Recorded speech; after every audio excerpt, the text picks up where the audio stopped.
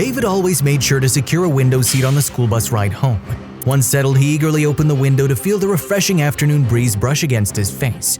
With each passing moment, he replayed the day's game in his mind. "Unbelievable performance out there today," exclaimed one of David's teammates. "We might have another national-level player among us guys. Better get his autograph while you can," teased another teammate, giving David a hearty pat on the back. David couldn't help but dream of one day playing for his country and making history like his soccer heroes. He could almost taste the sweet victory and pride of holding the golden championship trophy and posing for photographs. He constantly rehearsed in his mind what he would say to the cameras and the papers after the match, telling the story of his rise from humble beginnings and expressing gratitude to his mother for all she'd done for him. "May I sit here, please?" asked the classmate, interrupting David's deep daydream. David snapped back to reality and noticed the boy standing beside him. He quickly nodded and gestured towards the empty seat.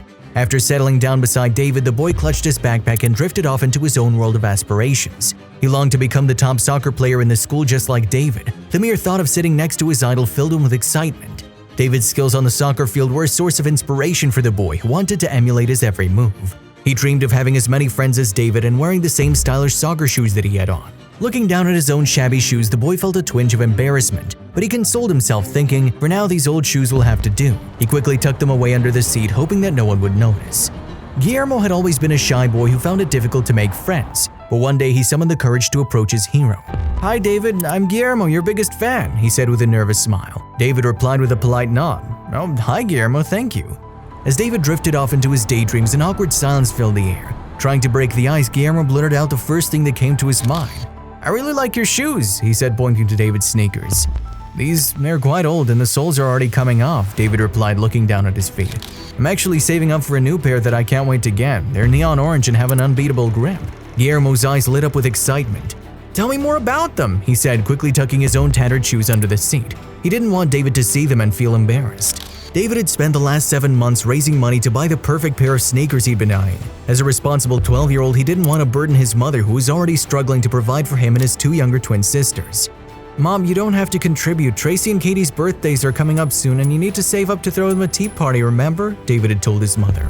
With the help of a short paper route he did every morning and savings from the lemonade stand he'd set up during the last vacation, David had finally saved up enough money to buy his dream shoes.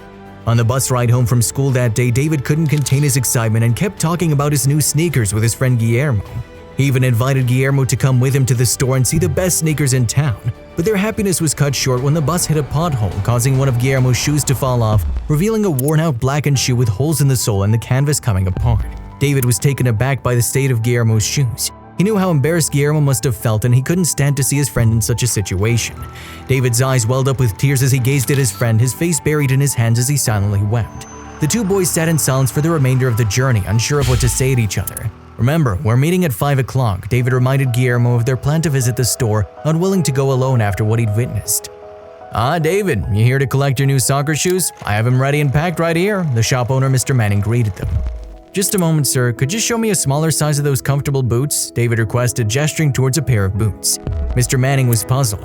"But I packed the exact size you asked for, David." "Not for me, for my friend here," David replied, pointing at Guillermo.